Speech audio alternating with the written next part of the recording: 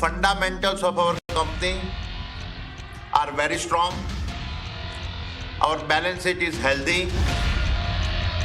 ये अडानी का मामला ये सरकारी मामला है, ये सिर्फ एक कंपनी का मामला नहीं है और इसमें प्रधानमंत्री इसमें जुड़े हुए हैं। नारेबाजी करना सदन की मर्यादा के अनुकूल नहीं है। चर्चा शुरू करने के लिए तैयार है तो उनके पास कुछ मुद्दा नहीं है। आज बीजेपी खामोश क्यों है? क्योंकि अडानी बीजेपी को चंदा देता है। ये कोहिनूर आपने खींचा था अपने क्राउन को सजाने के लिए, उसका सच्चाई आज देश की जनता के सामने।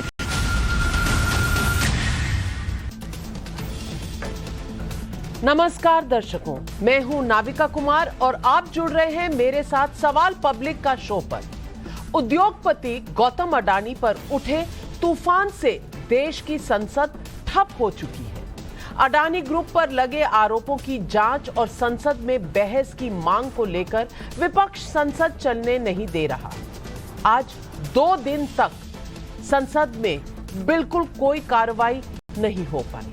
मैं इस मुद्दे पर डिटेल में आऊं उससे पहले आपको यह बता देना चाहती हूं कि अडानी ग्रुप के 4 शेयर आज कुछ संभले नजर आए। पिछले 7 दिनों में ये बस एक फ्री फॉल यानी कि गिरते चले जा रहे थे। अडानी पोर्ट्स ने आज करीब 8.67% की वापसी कर ली। अडानी एंटरप्राइजेस के शेयर ने भी लगभग 2% की वापसी कर ली और अंबुजा सीमेंट ने लगभग 6% और एसीसी ने करीब 4.5% की तेजी दिखाई। ये ट्रेंड तब देखा गया जब दुनिया की एक बड़ी credit rating agency Fitch ratings ने अडानी ग्रुप को लेकर थोड़ी पॉजिटिव बातें की।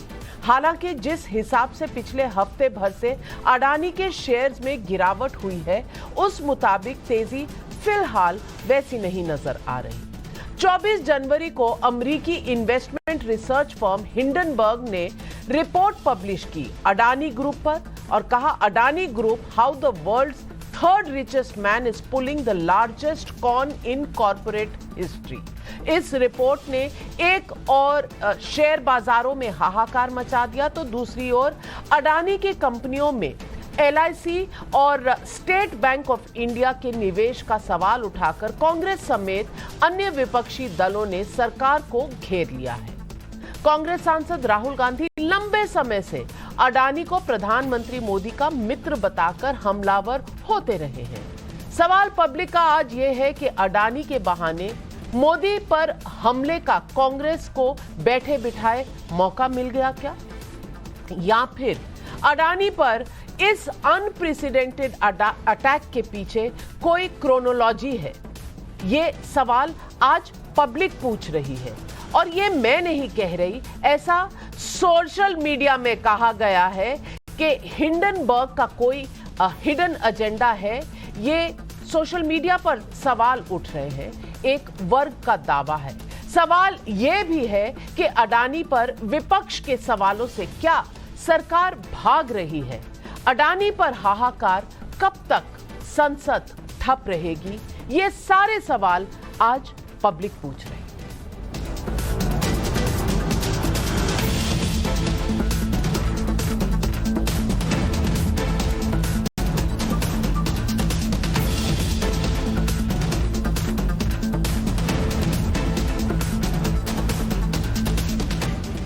कांग्रेस और अन्य विपक्षी दल सीधे सीधे हिंडनबर्ग की रिपोर्ट पर खास कुछ नहीं कह रहे। विपक्ष ने अडानी ग्रुप में LIC और SBI जैसी कंपनियों के निवेश का मुद्दा उठाकर जो मांग रखी है, उसके मुताबिक एक जॉइंट पार्लियामेंट्री कमेटी यानी JPC का गठन किया जाना चाहिए या फिर सुप्रीम कोर्ट के मुख्य न्यायाधीश की देखरेख में एक निष्पक्ष जांच हो जिसकी रिपोर्ट हर दिन सार्वजनिक की जाए। इन मांगों पर संसद में बहस की मांग को लेकर हो रहे हंगामे के बीच कांग्रेस का सोशल मीडिया हैंडल कांग्रेस की रणनीति उजागर कर रहा है। कांग्रेस ने अडानी और प्रधानमंत्री मोदी के बीच कनेक्शन के आरोपों को तूल दे दिया है। अडानी के बहाने मोदी पर राहुल गांधी का हमला नया नहीं है, लेकिन अब इस हमले में तेवर आ गया है। कांग्रेस ने आज ट्विटर पर पिछले साल 2 फरवरी का राहुल गांधी का बयान भी साझा किया है। सुनिए संसद में राहुल गांधी ने तब क्या कहा था। हिंदुस्तान के सब पोर्ट्स, हिंदुस्तान के सब airport, power, transmission, mining, green energy, gas distribution, edible oil, जो भी हिंदुस्तान में होता है उधर अडानी जी दिखाई देते हैं।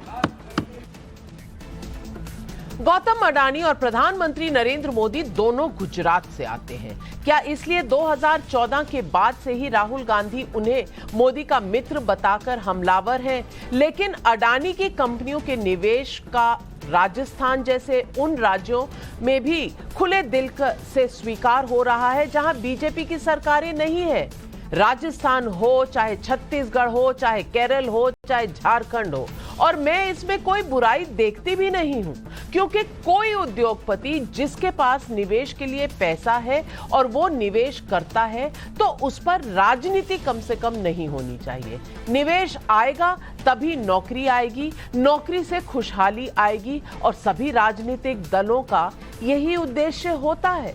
इसलिए चाहे राजस्थान हो या छत्तीसगढ़ या कांग्रेस या विपक्ष या सत्ता पक्ष के शासन वाले कई राज्य हो, निवेश का हर तरफ वेलकम ही होना चाहिए। अब मैं कुछ विपक्षी दलों के नेताओं के साथ अडानी की तस्वीरें जो पहले से सार्वजनिक हैं उन्हें आपके सामने पेश कर रही हूं। सार्वजनिक प्रेस कॉन्फ्रेंस भी हुए हैं, तो इसमें कोई छुपी हुई बात नहीं है। हाल ही में एक इंटरव्यू में गौतम अडानी ने कहा था कि उनकी शुरुआती सफलता का क्रेडिट राजीव गांधी की सरकार को जाता है, लेकिन हिंडनबर्ग की रिपोर्ट के बाद विपक्ष को मोदी सरकार पर हमले का बड़ा मौका मिला है। अभी तक सिर्फ आरबीआई ने बैंकों से अडानी के साथ कारोबारी रिश्तों का ब्यौरा मांगा है, लेकिन सरकार इस पर बिल्कुल चुप है। संसद में बहस की मांग पर संसदीय कार्य मंत्री प्रहलाद जोशी ने क्या कहा, आपको सुनवाते हैं। हमारे सरकार का लेना देना कुछ नहीं है, there is absolutely no connection. And राष्ट्रपति का अभिभाषण का चर्चा प्रायोरिटी रहता है। चर्चा शुरू करने के लिए तैयार रहते तो उनके पास कुछ मुद्दा नहीं है। सर, वो जेपीसी या कोई डिमांड कर रहे हैं? जेपीसी में हमारा काम, सरकार का कोई नहीं। सर, क्या आप लोग को ऑपोजिशन की बातचीत हुई है क्या? 24 जनवरी 2023 को गौतम अडानी दुनिया के तीसरे सबसे अमीर व्यक्ति थे, लेकिन फोर्ब्स की रियल टाइम बिलियनर्स लिस्ट में आज उनका पोजीशन 17वें नंबर पर हो गया है। 27 जनवरी को अडानी एंटरप्राइजेज ने 20,000 करोड़ का एफपीओ यानी फॉलो ऑन पब्लिक ऑफर डाला था। मोटे तौर पर आप समझे कि मार्केट में अडानी एंटरप्राइजेज के नए शेयर आए थे, लेकिन ये शेयर ऐसे टूटे कि अडानी ने एफपीओ ओवर सब्सक्राइब होने के बावजूद इसे वापस ले लिया। वो भी तब वापस लिया जब पब्लिक ऑफर कई इंस्टीट्यूशनल बायर्स ने मिलकर ओवर सब्सक्राइब कर दिया, लेकिन नैतिक आधार का हवाला देते हुए अडानी ग्रुप ने इसे वापस ले लिया। दर्शकों, हिंडनबर्ग रिसर्च की रिपोर्ट का पूरा सच क्या है ये मैं नहीं जानती, इस पर अभी फैक्ट सामने आना बाकी है, लेकिन 2017 में बनी ये फर्म खुद स्वीकार करती है कि शॉर्ट सेलिंग यानी शेयरों की बिकवाली से मुनाफा कमाती है। मतलब किसी कंपनी की फॉरेंसिक रिसर्च सामने लाने के बाद अगर कंपनी के शेयर गिर जाएं तो फिर यही कंपनी यानी हिंडनबर्ग उस कम दाम के शेयर को खरीदकर बाद में उसे मुनाफा कमा लेती है। तो क्या ये सवाल सामने नहीं रखना चाहिए? अडानी पर हिंडनबर्ग ने रिपोर्ट के जरिए दावा किया है माफ कीजिएगा कि अडानी ने टैक्स हेवन का बहुत सारा इस्तेमाल किया है। टैक्स हेवन में कंपनियां खोलना, इस तरह से हमारी कॉरपोरेट गवर्नेंस पे उन्होंने एक सवालिया निशान लगाया है। अडानी के जवाब में ये कहा गया है कि ये निराधार अटकलबाजी है। हिंडनबर्ग की रिपोर्ट में कहा गया है कि अडानी की कंपनियों में 8 साल में 5 सीएफओ यानी कि फाइनेंस ऑफिसर्स बदले गए हैं, जिससे अकाउंटिंग में गड़बड़ी की आशंका उठती है। अडानी ग्रुप का जवाब है कि अधिकतर सीएफओ अब भी कंपनी के साथ हैं, अलग अलग भूमिकाओं में अब भी वहां मौजूद हैं। अडानी ने यह भी कहा है कि हमारी हर कंपनी की ऑडिट कमेटी में स्वतंत्र निदेशक है, यानी कि डायरेक्टर है। हिंडनबर्ग की रिपोर्ट के मुताबिक अडानी का कर्ज चिंताजनक है। 7 में 5 बड़ी लिस्टेड कंपनियों में नकदी संकट है। अडानी ग्रुप का जवाब है कि उनकी कंपनियों में नकदी का अनुपात इंडस्ट्री बेंचमार्क के मुताबिक है और बैंकों ने और LIC ने भी कहा है कि ये RBI गाइडलाइंस के तहत है। तो फिर ये मामला क्या है, यही सवाल आज पब्लिक पूछ रही है। तो पब्लिक का सवाल नंबर 1, अडानी संकट को लेकर हंगामे से संसद कब तक ठप रहेगी? सवाल नंबर 2, क्या अडानी संकट के बहाने प्रधानमंत्री मोदी पर निजी हमला राजनीतिक बदला है? सवाल नंबर 3, क्या अडानी की वजह से LIC और SBI में आपके पैसे पर कोई आंच है? ये सवाल पब्लिक के हैं और इन सवालों के जवाब लेने के लिए आज हमारे साथ जुड़ रहे हैं अतुल लोंढे पाटिल, प्रवक्ता हैं कांग्रेस के, वारिस पठान प्रवक्ता हैं AIMIM के, डॉक्टर आशुतोष वर्मा प्रवक्ता हैं समाजवादी पार्टी के। हमारे साथ आज जुड़ रहे हैं रजत सेठी, राजनीतिक विश्लेषक हैं, अवनीजेश अवस्थी जी राजनीतिक विश्लेषक, अमिताभ सिन्हा लॉयर भी हैं और राजनीतिक विश्लेषक भी हैं। तो मेरा पहला सवाल जाता है अमिताभ सिन्हा जी से। अमिताभ सिन्हा जी, सवाल कई सारे हैं और शेयर मार्केट के जो दाम गिर रहे हैं उससे अडानी एंटरप्राइजेस के अलावा बैंकों के शेयर भी अफेक्टेड हैं। सवाल आज ये है कि सरकार की तरफ से कोई बयान नहीं आया है। क्या शेयर मार्केट इंडिपेंडेंट आइडेंटिटी है, कोई इंडिपेंडेंट इंस्टीट्यूशन है, या रेगुलेटर्स की तरफ से कोई ना कोई स्टेटमेंट आना चाहिए या सरकार की तरफ से स्टेटमेंट आना चाहिए? क्योंकि जो पब्लिक सेक्टर बैंक्स हैं उनमें आम आदमी का पैसा इन्वेस्टेड है, निवेश किया हुआ है, और इसके अलावा स्टॉक मार्केट जब गिरती है तो लोगों के जो पैसे लगे होते हैं वो एक कंपनी की वजह से, जब सारी स्टॉक मार्केट गिरती है तो हर कंपनी के दाम पर, म्यूचुअल फंड्स के रिटर्न्स पर, हर चीज पर असर पड़ता है। तो क्या सरकार का जवाब देना लाजमी नहीं है?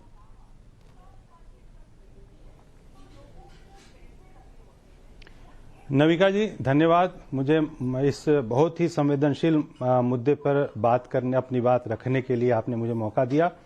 ये जो अभी विषय है हिंडनबर्ग वाला, ये विषय मुझे ऐसा लगता है कि एक सिर्फ आपने बहुत सुंदर तरीके से हिंडनबर्ग के बारे में अपने एक ओपनिंग रिमार्क्स में कहा कि एक शॉर्ट सेलिंग करने वाली कंपनी है और उससे मुनाफा कमाती है। तो यदि कोई भी कंपनी के शेयर्स जो टॉप पे हैं वो यदि गिरेंगे तो सबसे बड़ा फायदा उसको होगा जो उन गिरे हुए, यानी कि जो बुलिश और बियरिश कहते हैं मार्केट में। मैं मार्केट का एक्सपर्ट नहीं हूं, मैं लीगल बैकग्राउंड का आदमी हूं, लेकिन फिर भी जो थोड़ी बहुत समझ रखती हूं। तो बियरिश में जो लोग खेलने वाले हैं वो खुश होंगे, यानी जो शेयर मार्केट गिरेगा तो उससे खुश होने वाले में हिंडनबर्ग भी होगा। अब मैं एक छोटा सा आपको बताता हूं, जैसे आपने जो प्रश्न किया कि सरकार इस पे क्यों चुप है, मैं इस पे इतना कहना चाहता हूं कि एक भारत के पूरे परिदृश्य में एक चीज ध्यान रखने की है कि वो ये है कि ये जितना भी ये चल रहा है खेल, ये खेल भारत को इनस्टेबलाइज करने के लिए, डिस्टेबलाइज करने के लिए, अस्थिर करने के लिए है। आप देखिए कि टाइमिंग, हम लोग लॉ में देखते हैं कि 2 चीजें इंपॉर्टेंट होती है क्राइम के लिए, एक होता है रीजन, दूसरा होता है उसका टाइमिंग। मेंसरिया जो दुर्भावना के साथ काम किया जाता है और उसके समय के हिसाब से उसने क्यों किया।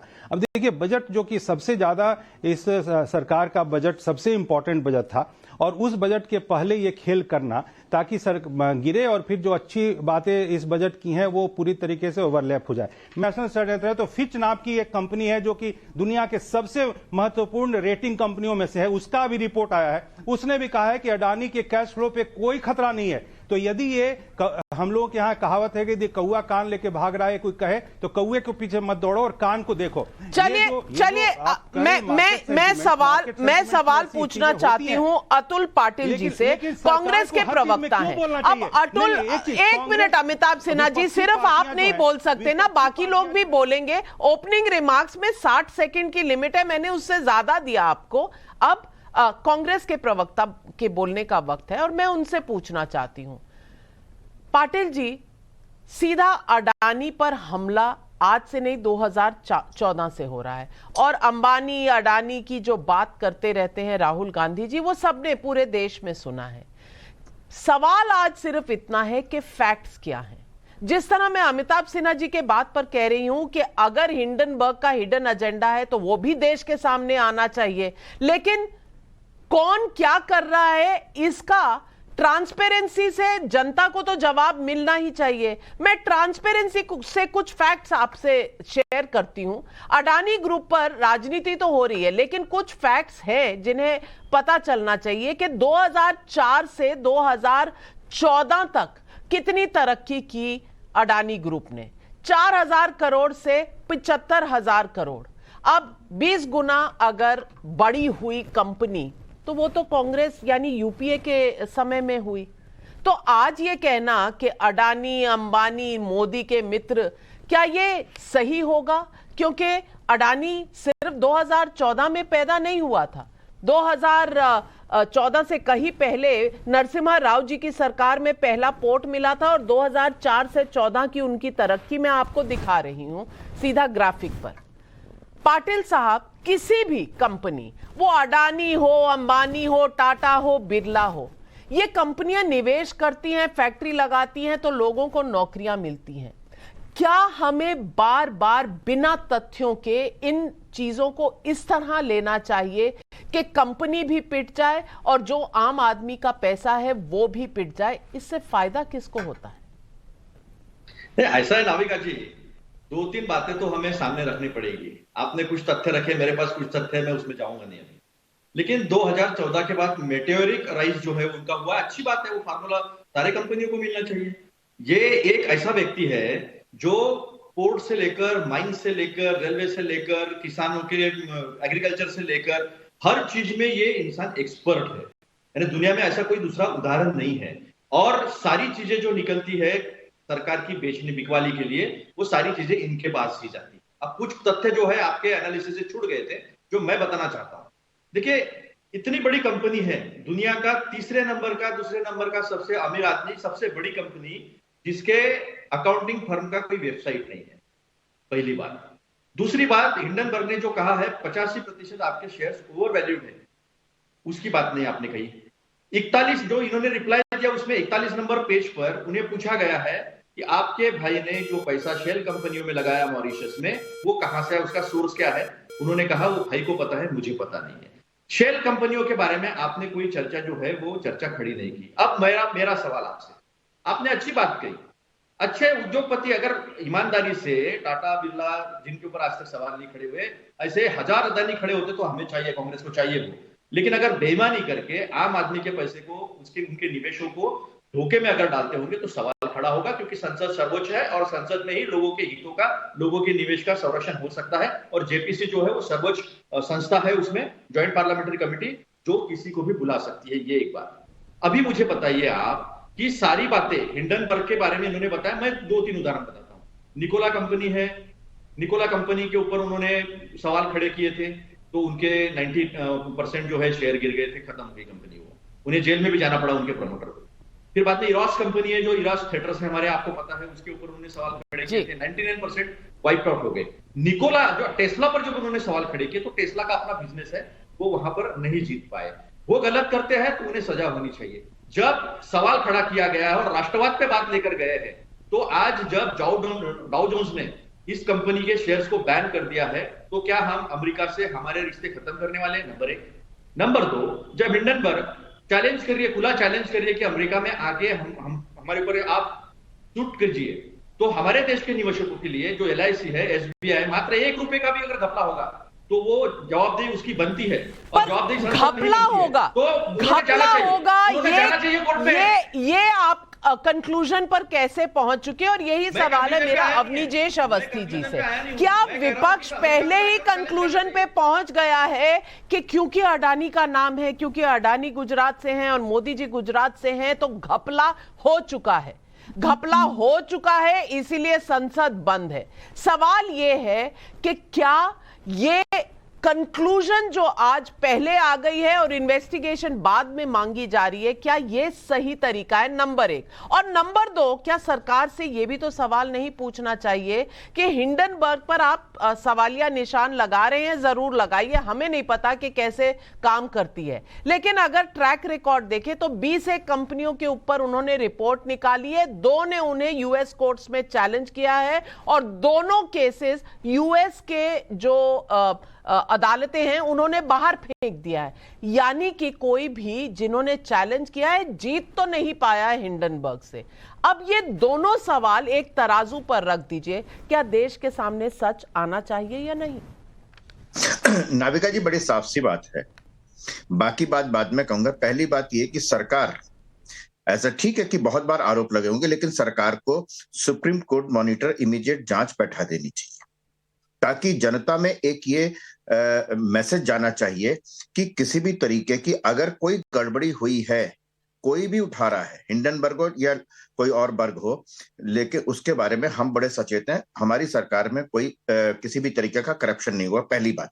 लेकिन दूसरी बात मैं आपको बता दूं कि इसलिए मैं ये कह रहा हूं कि साफ होना चाहिए, क्योंकि साफ होगा, जैसे इन लोगों को, कांग्रेस को ये है कि घपला हुआ है, इतना ही विश्वास मुझे इस बात पर है कि घपला हो नहीं सकता, इसलिए जांच बैठा देनी चाहिए।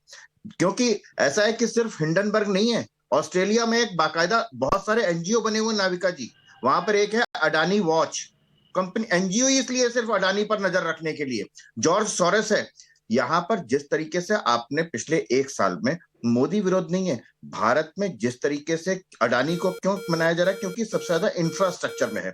भारत के इंफ्रास्ट्रक्चर को खत्म करने के लिए, उसको बर्बाद करने के लिए, विकास की राह पे न चलें, इसलिए उस कंपनी को सबसे ज्यादा बनाओ जिसके पास सबसे ज्यादा इंफ्रास्ट्रक्चर, पोर्ट है, बाकी सारी चीजें, इसलिए हो रहा है और होगा, होना चाहिए। दुश्मन है तो करेगा, देश के अंदर भी दुश्मन बैठे हैं, देश के बाहर भी दुश्मन बैठे हैं। जो चीन की भाषा बोलते हैं उनको तो चीन को सबसे ज्यादा दुख है इस बात का, क्योंकि श्रीलंका का पोर्ट जो है अडानी ने लिया, इजराइल में जाके पोर्ट ले रहा है, जहां चाइना श्रीलंका में बैठ गया था जाकर के। तो ये तो बड़ी बात थी, अंतरराष्ट्रीय जो देश हैं वो षड्यंत्र करेंगे, लेकिन देश की जनता के भीतर ये मैसेज जाना चाहिए कि किसी तरीके का नहीं हुआ, एक बात। दूसरी बात छोटी सी और बताता हूं कि जो लोग कहते हैं कि पैसा मर गया, वो संजय सिंह टाइप बता दें कि पहली बात तो ये कि अभी भी पैसा नहीं मरा।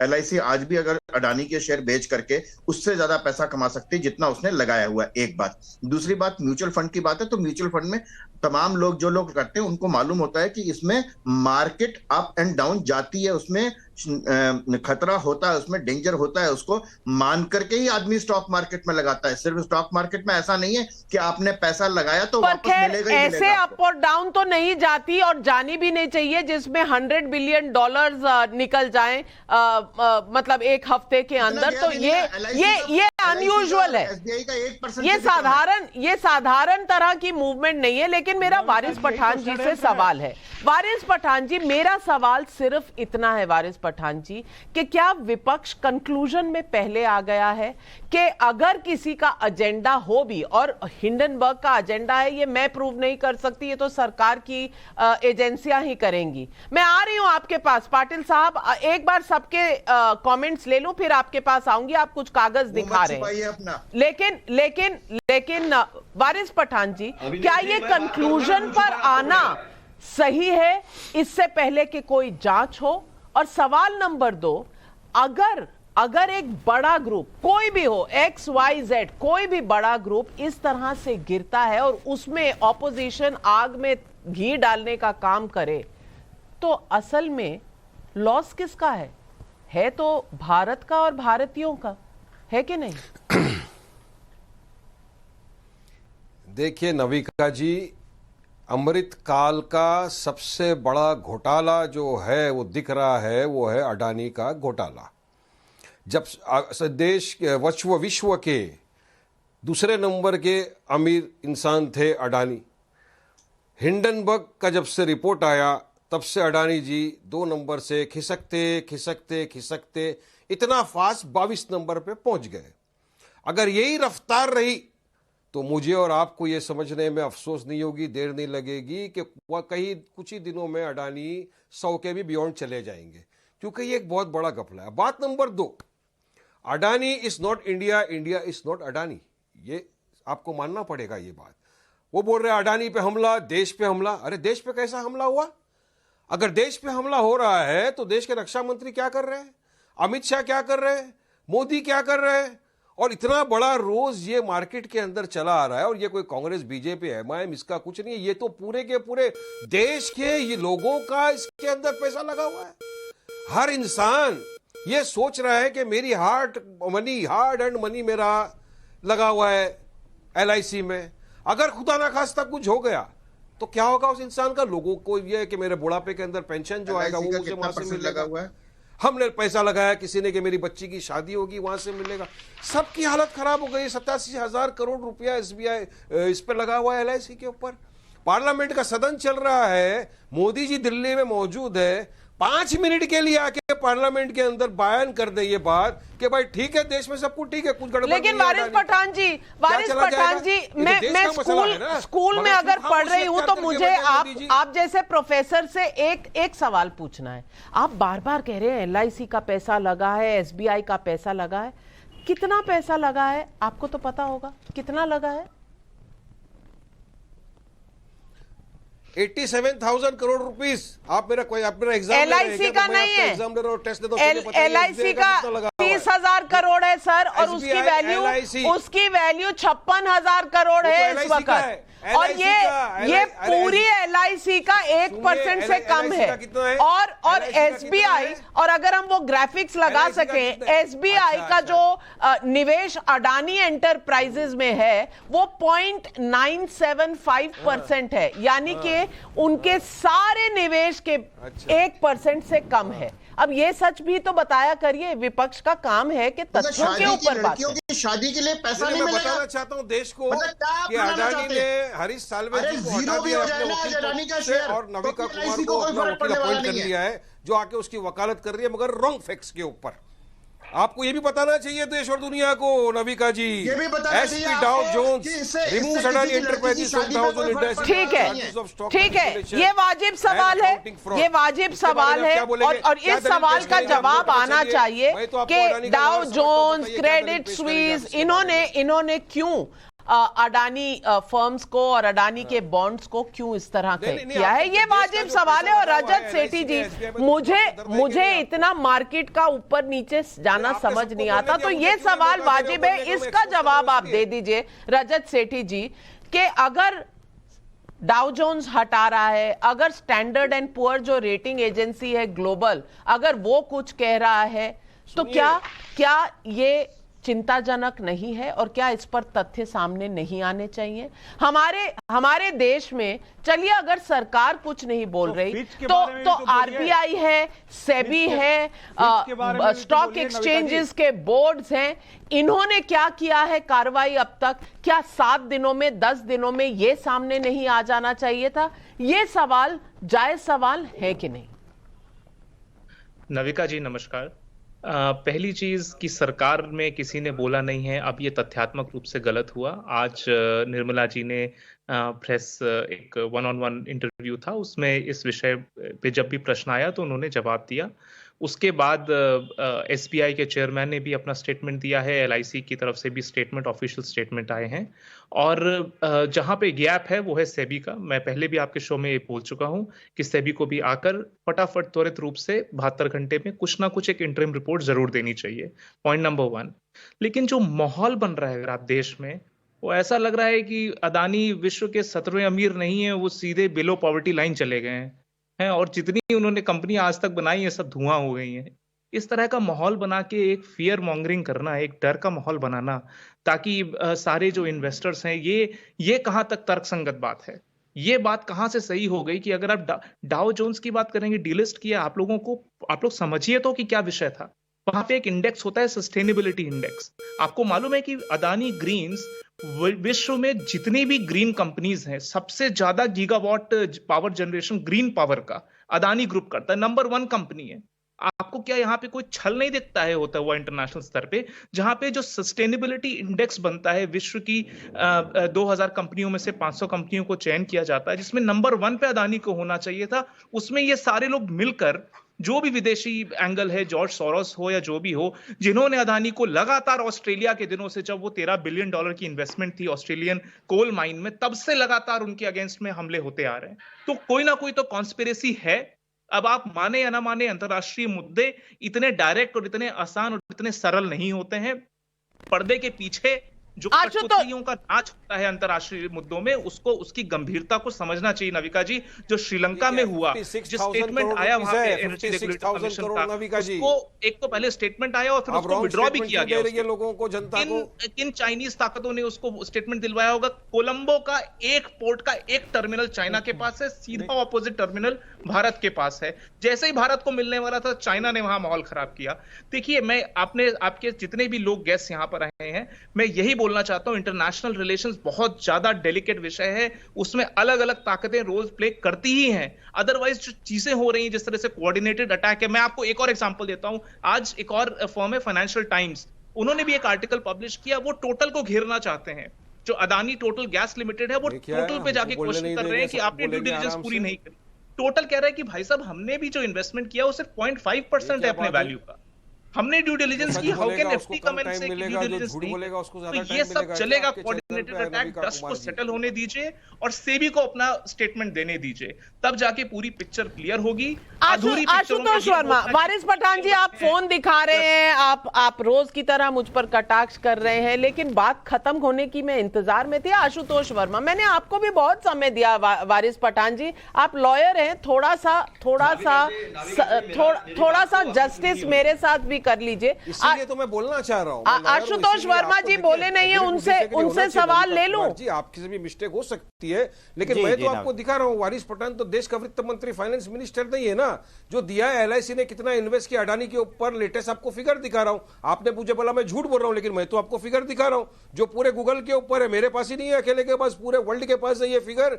लेटेस्ट फिगर जो है जनवरी 27, 2023 56,142 करोड़ रुपीस है। ये मेरी देश की जनता। भाई साहब, आप समझ नहीं रहे हैं। 30,000 करोड़ जो डाले हैं, उसका वैल्यू 56,000 है, क्योंकि शेयर अभी भी प्रॉफिट में है, मुनाफे में है। भैया जी, मैं आपको भेज रही हूँ, मैं आपको फैक्ट्स भेज रही हूँ। प्लीज, मेरी रिसर्च टीम आपको व्हाट्सएप कर रही है फैक्ट्स, आप देख लें। मैं गलत अगर होंगी तो आप मुझे 50 जूते मारिएगा, लेकिन हुजूर आप समझने की कोशिश करिए। उनकी वैल्यू 56,000 करोड़ है। लेकिन आशुतोष वर्मा जी, सवाल यह भी है कि हिंडनबर्ग का एजेंडा है, ये वेस्टर्न वर्ल्ड का एजेंडा है। क्या ये कॉन्स्पिरेसी है, और क्या विपक्षी दल इस कॉन्स्पिरेसी में एक हिस्सा बनकर रह गए हैं और अपने ही देश को कहीं ना कहीं नुकसान तो नहीं पहुंचा रहे, जैसा कुछ लोग कह रहे हैं? कॉन्स्पिरेसी थ्योरी पर भी तो सोचना चाहिए, दोनों तरफ सोचें तो।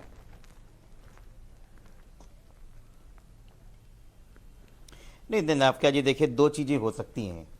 या तो आप चोरी करके बहुत बड़े कर लीजिए और उसके बाद अगर आप देश का फायदा बना रहे हैं और राष्ट्रभक्त बन जाइए, तो ये तो अपने आप में कोई बात सही नहीं होती है। अगर इंटरनेशनल एजेंडा है तो भारत सरकार को इस पे बात करने में क्या परेशानी है? आखिर एक हफ्ते के अंदर 4 लाख करोड़ मार्केट से चला गया और एक व्यक्ति के ऊपर हमारी सरकार ने 2 लाख करोड़ रुपए का कर्ज दे रखा है। और जिन कंपनियों की आप बता रहे हैं कि वैल्यू बढ़ गई है, इसका मतलब ये थोड़ी होता है कि चोरी छोटी हो या बड़ी हो, चाहे वो 1 रुपए की हो चाहे 1 करोड़ रुपए की हो, चोरी होती है। 36,000 करोड़ रुपए अगर LIC के लगे हैं तो SBI का भी 21,000 करोड़ रुपए लगा है। और LIC और SBI वो चीज है जो हिंदुस्तान के हर घर में एक जगह है। आप यकीन नहीं मान सकती हैं कि भाई आप लोग तो बड़े हैं, बड़े बड़े मीडिया हाउस के आप लोग मालिक हैं। एक आदमी के लिए SBI और LIC हिंदुस्तान में क्या मतलब रखता है? क्या जरा सा भी अगर झटका लगा तो लोगों की जिंदगी भर की कमाई चली जाएगी? क्या हिंदुस्तान में बैठे हुए सारे सांसद, चाहे विपक्षी हो चाहे पक्षी हो, अगर इस पे एक बात करना चाहते हैं तो वो देशद्रोही हो जाते हैं?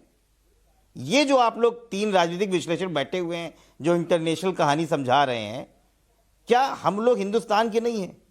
क्या हम लोग बात नहीं कर सकते कि इस देश में और जो बात कर रहे थे कि देश में बड़ा काम कर रहे हैं, इनको बताइए ना, बांग्लादेश के लिए बिजली बनाई जा रही है छत्तीसगढ़ में। माफ कीजिएगा, 200 किलोमीटर तक उसका पॉल्यूशन जाएगा। आशुतोष वर्मा जी, ये कभी नहीं कोई कह रहा कि आप हिंदुस्तान के नहीं है और वो हिंदुस्तान के, वो फैक्ट्स कह रहे हैं, वो इंटरनेशनल पॉलिटिक्स बता रहे हैं, कॉर्पोरेट पॉलिटिक्स बता रहे हैं। बात कीजिए। मैं अब डिबेट खोल रही हूं और सवाल मेरा भी यही है। अवनीजेश अवस्थी जी, आपने हाथ उठाया। अवनीजेश अवस्थी जी, मेरा एक सवाल है, जो सवाल तीनों पैनलिस्ट विपक्ष के उठा रहे हैं। अगर ये कॉन्स्पिरेसी भी है, तो क्या सरकार को देश के सामने इस कॉन्स्पिरेसी को साझा नहीं करना चाहिए? हाँ कि ना? चुप्पी तो कोई सॉल्यूशन नहीं है ना। नाविका जी, मेरा ओपनिंग वक्तव्य में पहला वाक्य था कि सरकार को इमीडिएट सुप्रीम कोर्ट मॉनिटर जांच घोषित कर देनी चाहिए, पहली बात। दूसरी बात, आज समाजवादी पार्टी के प्रवक्ता के मुंह से आज बहुत अच्छी बात लगी मुझे सुनने में कि चोरी अगर 1 रुपए की भी हो तो चोरी होती है। ये समाजवादी पार्टी के प्रवक्ता के मुंह से सुनने बड़ी अच्छी लगी मुझे। कम से कम ये मान गए वो कि चोरी तो चोरी होती है, चाहे 1 रुपए की। अब कभी से आगे से ये नहीं कहेंगे कि इतने करोड़ रुपए तो मिले किसी के घर में, ये तो बहुत कम है जी। ये तो कम से कम इतनी बात तो मानी। दूसरी बात बड़ी साफ सी है कि यहाँ पर ये बात नहीं है नाविका जी कि लोग अपनी बेटी की शादी नहीं कर पाएंगे, LIC का पैसा डूब गया, ये नहीं है। किसके घर में मिले? ये लोग तो ना बोले। अब या तो इनको फिर हम मानसिक रूप से विक्षिप्त करें, जो लोग यहाँ बैठ करके बोल रहे हैं कि लोग अपनी बेटी की शादी के लिए LIC में पैसा लगाया था और अब उनकी बेटी की शादी नहीं हो पाएगी। ये है क्या? ये सच्चाई है क्या? ये तमाम लोग बोले यहाँ पर कि चोरी हुई, घोटाला हुआ, मान लिया, लेकिन क्या ये सच है कि LIC में जिसने पैसा लगाया वो अपनी बेटी की शादी नहीं कर पाएगा? यहाँ पर ये कह रहे हैं और बनते हैं अपने आप को पार्टी के प्रवक्ता। चलिए वारिस पठान जी, आप फोन पर कुछ दिखा रहे थे, आप बताइए आपका अब ऑब्जेक्शन। ये एक मिनट नाविका जी, इसको रोकिए ना। ये किस तरीके के व्यक्ति बहुत बात कर रहे हैं? देखिए, ये किसी पे कुछ भी लांछन लगा रहे हैं। नाविका जी, लांछन पहले मैंने देख चुका है किस तरह विजय माल्या भाग गए, नीरव मोदी भाग गए। एक मिनट, कहा था कि एक साथ सब लोग मत बोलिए, दर्शकों को सुनाई नहीं देता। मैंने वारिस पठान जी को समय दिया बोलने के लिए। वारिस पठान जी, आप बोले। देखिए नाविका जी, बात यह है कि हमने पहले भी ये देख चुका है कि देश का किस तरह से घपला करके विजय माल्या भाग गया, नीरव मोदी भाग गया। मोदी ने कहा था कि सबको बाहर से लाएंगे, काला धन वापस लाएंगे। ना नीरव मोदी आया, ना विजय माल्या आया, ना काला धन आया। अब देश की जनता के सामने ये सवाल है और मैं आपके सामने सवाल रखना चाहता हूं कि क्या इसी तरह कल अडानी भी भाग जाएगा? तो क्यों प्रिवेंटिव मेजर क्यों नहीं लेते ये सरकार? क्यों उनके अडानी के पासपोर्ट को जब्त नहीं कर दिया जाता? क्यों वो एक जॉइंट पार्लियामेंट्री कमेटी नहीं बुला जाती? लीगल सिस्टम का एक अपना प्रोसेस होता है। वाइस पठान कमेटी का जो उसकी पूरी तरह अमिताभ सिन्हा जी जवाब दे रहे हैं आपको। अमिताभ सिन्हा जी जवाब दे रहे हैं आपको। अमिताभ सिन्हा जी, रोको उसको भागने से पहला। नहीं, ये वारिस पठान को इतनी समझ नहीं है लीगल सिस्टम की। ये कहते हैं कि मैं वकील हूं, ये गलत बात है। लीगल सिस्टम का एक अपना प्रोसीजर है और उस प्रोसीजर में वहां पर फॉलो अप हो रहा है। ये बोफोर्स की तरह नहीं है कि बोफोर्स में सडनली जो है वो सरकार अपनी वापस ले लेती है अपना क्लेम। यहाँ पर नीरव मोदी हो या माल्या और नीरव मोदी कैसे इतने बड़े घोटालेबाज बने? क्योंकि ये वारिस पठान की पार्टी की सहयोगी पार्टी कांग्रेस पार्टी, जिसने की विजय माल्या की किंगफिशर के एक ब्रांड को उसने 6,000 करोड़ रुपए में गिरवी रख दिया। और तो और वो जो कांग्रेस पार्टी इनके साथ की सहयोगी पार्टी है, उसके भ्रष्टाचार को नहीं देखती। आप कीजिएगा इस तरह की बातें वारिस पठान जी, आपको शोभा नहीं देती। आप क्या चाहते हैं कि कोई इन्वेस्टिगेशन ना हो, कोई चोरी प्रूफ ना हो और आप कह रहे हैं भाग जाएगा? आप एक लॉयर हैं, आप एक वकील हैं, कम से कम आपको ऐसी बातें नहीं करनी चाहिए। आप इन्वेस्टिगेशन की मांग करें या आप तथ्यों की मांग करें, सरकार से जवाब मांगे, इतना तो मैं समझ सकती हूँ।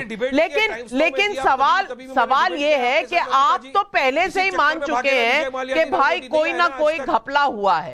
आज पब्लिक भी यही सवाल पूछ रही है। संजय मिश्रा का भदोही यूपी से सवाल है, हिंडनबर्ग की बात पर क्यों विश्वास करें? कहीं ये हिट एंड रन वाला मामला तो नहीं? मैं पाटिल साहब आपसे सवाल पूछना चाहती हूं। पब्लिक भी ये पूछ रही है कि दोनों तरफ की बात, ऐसा नहीं है कि पब्लिक को या हमें चिंता नहीं है कि ये देश में स्टॉक मार्केट में क्यों इस तरह की गिरावट आ रही है, लेकिन पब्लिक पूछ रही है कि उनकी बात पर एकदम से विश्वास कर ले, ये क्या जरूरी है। और अजय कुमार वर्मा का रायपुर से सवाल है, अडानी मामले में आरबीआई ने जांच की बात कही है, वो जांच अडानी पर होगी, पर इस मुद्दे पर संसद ना चलने देना कहां तक सही है। इन दोनों सवालों का जवाब आप दें पाटिल साहब। देखिए, ये तमगा हमारे प्रधानमंत्री पे न लगे, even Rome was burning Nero was fiddling, ये सबसे बड़ा सवाल है। ये जिस जैसे अवनीश जी बीच में बोलते हैं, उन्होंने कहा मुंह छुपा रहे हैं, तो मैं कटाक्ष में इससे भी बुरी तरह से कर सकता हूं। तो तमीज से पेश आए और तमीज से डिबेट करें, हम डिबेट के लिए बैठे हैं। तमीज से, अगर मुझे बताइए, अगर देश पे तमीज से बात कीजिए अवनीश जी से। एक मिनट, मैं ऑर्डर ला रही हूँ। आपसे पूछने का हक है, चीन से समझौता क्या किया है? मैं सिर्फ इतना कहना चाहती हूँ, कि हम सब इस देश के वासी हैं, हमें सवाल पूछने का भी हक है, जवाब देने का भी हक है। हम अनपार्लियामेंट्री लैंग्वेज और एक दूसरे से रूड होंगे, एक दूसरे से तहजीब से बात नहीं करेंगे, तो ये अच्छा नहीं लगता। मैं दोनों महानुभावों से गुजारिश करूंगी कि प्लीज बचें इससे, मुद्दे की बात करें जो पब्लिक के मुद्दे की बात है। पाटिल जी, आप जनता के सवालों का जवाब दें। देखिए, मैं आपके सामने 2-3 तथ्य रखता हूं जी। एक तो बात यह है कि अगर देश पे हमला है, देश के बड़े उद्योगपति पे हमला है, और सामने वाला चैलेंज कर रहा है कि आप आइए, हमें कोर्ट में घसीटिए, और हम उसे प्रेम पत्र लिखते हैं मोदी जी के भाषा में कि नहीं, उसमें 41 पन्ने पे लिखते मेरे भाई ने कहां से पैसे लाए मुझे पता नहीं है, तो क्या देश के सामने सच नहीं आना चाहिए? अदानी अगर इंपॉर्टेंट है तो इस देश का एक भी आदमी अगर बर्बाद हो जाता है तो वो क्या इस देश के लिए इंपॉर्टेंट नहीं है? अगर छल हो रहा है देश के साथ, ये ज्यादा इंटरनेशनल रिलेशन समझते हैं, मैं भी इंटरनेशनल रिलेशन का विद्यार्थी हूं, तो इंटरनेशनल रिलेशन की ये अगर बात कर रहे हैं और हमारे देश पे अगर हमला हो रहा है और हम बहुत तेजी से प्रगति कर रहे हैं, बहुत तेजी से, तो फिर ये जो छला हुआ है ये सामने नहीं आना चाहिए। और इसकी जगह क्या है? लेकिन पाटिल साहब, मैं इसका दूसरा पक्ष भी आपसे सवाल पूछती हूं। आप ये चाहते हैं कि भारतीय कंपनियां अब पहले अमेरिका जाके जवाब दें, बाद में भारत में जवाब दें, या वो भारतीय लॉज के हिसाब से भारत में जवाब दें? और मैं रजत सेठी से ये पूछना चाहती हूं कि भारतीय अगर इसमें कोई कॉन्स्पिरेसी है तो इसकी जांच भी तो सरकार करेगी, इसके डिटेल भी तो सरकार ही देगी, सरकार क्यों नहीं दे रही? रजत सेठी, ये सवाल भी तो उठता है। नहीं, मुझे तो आपने पूरा करने ही नहीं दिया नाविका जी। जी नाविका जी, आपकी बात बिल्कुल सही है। बिल्कुल सरकार को, सेबी को, सरकार की जो इंस्टीट्यूशंस हैं, जहां पे टेक्निकल लोग हैं जिनका डोमेन एक्सपर्टीज है, अगर वो लोग जांच करें तभी हम जांच के तह तक पहुंच पाएंगे। सिर्फ अगर राजनीतिक फुटबॉल बन के मुद्दा रह जाएगा तो जेपीसी बनाइए, 2 साल चलेगी जेपीसी की रिसर्च, उसमें तमाम पॉलिटिकल एजेंडा सेट होंगे, कईयों के सधेंगे एजेंडा। लेकिन मुद्दा अगर हमने पॉलिटिक्स रखना है तो फिर हम इकोनॉमिक्स का और फाइनेंस का सोल्यूशन नहीं ढूंढ सकते। पहली चीज ये। दूसरी चीज, आपको ये जो एक माहौल बनाया गया है कि LIC का पैसा है तो वो पब्लिक कंपनीज में इन्वेस्ट नहीं होगा, तो क्या हम विदेशी कंपनियों में इन्वेस्ट करेंगे? क्या चाहते हैं? क्या SBI एक प्रोडक्टिव एसेट्स में इन्वेस्ट ना करे या लोन ना दे तो सारे बैंक्स अपनी दुकानें बंद करके बैठ जाते हैं? यही तो सवाल खड़ा होता है नाविका जी, यही सवाल खड़ा होता है। मुझे अभी बात करनी है। पाटिल साहब कह रहे हैं, पाटिल साहब जी, क्या सवाल है आपका? देखिए, बिल्कुल जो बात कह रहे रजत जी, उससे मैं सहमत हूं कि पैसे अपने कंपनी में इन्वेस्ट होनी चाहिए, लेकिन वो कंपनी के अगर कुछ कॉर्पोरेट हाउसेस अगर वहां इनकम टैक्स हेवंस में है, मॉरिशस में है और केमन आइलैंड में है, अगर उसने शेयर कंपनियां बनाई हैं और आम आदमी के पैसे डूब सकते हैं तो उसकी इंक्वायरी जेपीसी करती है। आपको किसने कह दिया कि राजनीतिक लोगों को समझ नहीं है? इस देश का बजट कौन रखता है? इन्वेस्टमेंट का जो पैसा आता है सब मॉरिशस से ही आता है। पाटिल साहब, मैं सिर्फ इतना कह रही हूं कि आपके सवाल तो बिल्कुल जायज हैं, विपक्ष के सवाल अगर जायज हैं, लेकिन विपक्ष को एक कंक्लूजन पर पहुंचना शायद अभी जल्दबाजी होगी। रायपुर से सवाल है पब्लिक का, और रायपुर से पूछ रहे हैं कन्हैया अग्रवाल जी। वो कह रहे हैं देश के नामी उद्योगपतियों को देश का दुश्मन घोषित करने की कोशिश क्यों की जा रही है। अर्चना श्रीवास्तव जी का भी सवाल झारखंड से है। जब विपक्षी पार्टियों के द्वारा शासित राज्यों में निवेश की बात आती है तो अडानी बहुत अच्छे लगते हैं, अब अडानी बुरे लगने लग गए, ऐसा क्यों? जवाब दीजिए आशुतोष वर्मा जी। हाँ जी नविका जी, मैं सोच रहा था कि कोई आपके चैनल पे एक भारतीय जनता पार्टी का प्रवक्ता भी आ जाता तो कम से कम बात बराबरी की हो जाती। मुझे अच्छा नहीं लग रहा कि भारतीय जनता पार्टी के प्रवक्ता नहीं आ रहे। ये बात सच है, उन्होंने तो ये देश कई बार कई राजनीतिक पार्टियां नहीं देती हैं प्रवक्ता, कई मुद्दों पर आपकी पार्टी भी नहीं देती है। इस मुद्दे पर भारतीय जनता पार्टी ने नहीं दिया, पर ये पार्लियामेंट्री अफेयर्स मिनिस्टर ने कहा इस पर सरकार क्यों जवाब दे, एक प्राइवेट कंपनी का मामला जाता तो इतना बड़ा आपका चैनल है, इतना बड़ा टाइम अगर इस पे सरकार की पार्टी नहीं आती है और कोई प्रॉक्सी बन के बैठता है तो वो बात समझ में नहीं आती। खैर चलिए, उनकी अपनी प्रॉब्लम है, उनकी मजबूरी है। अब बात यह है कि क्या सारे उद्योगपतियों की बात है? नहीं, सारे उद्योगपतियों की बात नहीं है। ये उस उद्योगपति की बात है जिसका पिछले 6-7 सालों में 800% से ज्यादा ग्रोथ शेयर्स में हुई है। ये उस उद्योगपति की बात है जो किसी एक पर्टिकुलर चीजों के ऊपर हम लोग उस पर उंगली उठा रहे हैं। ये उस उद्योगपति की बात है जिसने शेल कंपनियों के नाम से साइप्रस, सिंगापुर और यूएई में कंपनीज बनाई हैं। तो एक बार सवाल उठता है और सवाल की जवाब सरकार की जवाबदेही बिल्कुल बनती है। इस देश में पहले भी उद्योगपति बने हैं और देश का स्वर्णिम युग में भी रहे हैं। चलिए, तो इस बात पर मैं सिर्फ इतना कहूंगी, अमिताभ सिन्हा जी भी हाथ खड़ा कर रहे हैं। अमिताभ सिन्हा जी, इतना तो तय है कि इस बात पर जवाब तो देना चाहिए, क्योंकि सवालों से भागना शायद सल्यूशन नहीं होता। और अगर सवाल है तो सवालों के जवाब भी होने चाहिए। अगर कॉन्स्पिरेसी है तो वो भी उजागर होनी चाहिए। लेकिन इस पूरे मामले पर ये सवालों के जवाब क्यों नहीं आ रहे, ये कम से कम एक वाजिब सवाल है। नाविका जी, मैं सिर्फ इतना कहना चाहता हूं इस लंबे आपकी चर्चा में कि जो सरकार बोले ये जरूरी नहीं है। सरकार के अलावा जो सरकारी संगठन है, जैसे रिजर्व बैंक ऑफ इंडिया, जो कि एक तरीके की सभी बैंकिंग का एक गार्जियन ऑर्गेनाइजेशन है, उसने तुरंत संज्ञान लिया, कॉग्निजेंस लिया। उसने अपने स्तर पे सभी बैंकों से जवाब तलबी शुरू की। बैंकों ने अपना जो भी स्थितियां हैं उसको आरबीआई को देने की कवायद शुरू की है। इसमें समय लगेगा। इसमें तुरंत यदि इन लोगों के पास क्या है कि ये लोग स्पिट एंड रन करते हैं, थूको और भागो। देखिए, हिंडनबर्ग इनका एजेंडा चला रहा है। यहाँ पर स्लीपर सेल जैसे आतंकवादी में क्या होता है कि चलिए आतंकवादी तो नहीं कह सकते हम, जो सवाल उठाते हैं वो आतंकवादी नहीं होते। लेकिन सवाल ये है कि अडानी एंटरप्राइजेस हर स्टेट में काम कर रहा है। झारखंड हो, केरला हो, बंगाल के इन्वेस्टर समिट हो, अगर तस्वीरों की बात है, बीजेपी राज्यों की ही बात है तो केरला में भी है। वो केरला के मुख्यमंत्री के साथ अडानी जी की तस्वीर है। तो सब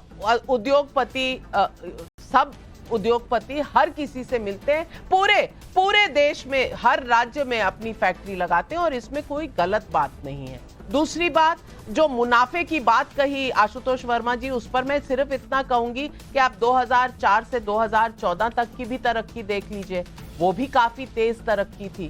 तो अब इस पर राजनीतिक रवैया लेना मैं सही नहीं समझती जब तक तथ्य सामने ना आ जाए। मैं नहीं कह रही कौन सही है कौन गलत, लेकिन तथ्यों की जरूरत है। तथ्य सामने रखने चाहिए और इंतजार करना चाहिए, इससे पहले कि किसी को आप बिल्कुल खत्म और नष्ट ही कर दें। सवालों के जवाबों का मेरा इतना ही नजरिया है कि सरकार को, रेगुलेटर्स को, सेबी, बीएसई, जितने स्टॉक एक्सचेंजेस हैं, इनको संज्ञान लेना सिर्फ काफी नहीं है। उन्हें कुछ ना कुछ स्टेटमेंट देना चाहिए, चाहे वो इनिशियल स्टेटमेंट हो। और इसके अलावा भाग जाना सवालों से शायद कोई हल नहीं है इसका। और दूसरी तरफ मैं विपक्षी दलों से बस इतना ही कह सकती हूं कि ये देश की कंपनी है, मामला गंभीर है, लेकिन मामला बहुत सेंसिटिव भी है। अपनी ही देश की कंपनी पर इतने सवाल करना तो सही है, लेकिन उस पर एक चिट्ठा लिख देना कि ये सब कुछ घोटाला ही है, ये जल्दबाजी होगी। आगे क्या होगा हम इस पर नजर रखेंगे, क्योंकि जनता के पैसे और जनता के मुद्दे हमारे अपने मुद्दे हैं और इस पर हम अपनी नजर बनाए रखेंगे। आज सवाल पब्लिक का शो पर बस इतना ही लेती हूं आपसे इजाजत। नमस्कार।